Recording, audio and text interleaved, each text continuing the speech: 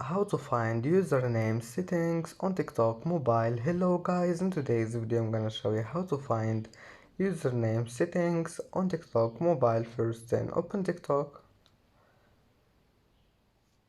and now click profile here, and then just click here. You will see edit profile.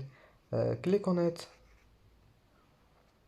and as you see here you will find a username, and now all you need to do just click on it, and here you can manage your username on TikTok mobile, and just you can select any username you want if you want to change it and click save. That's it.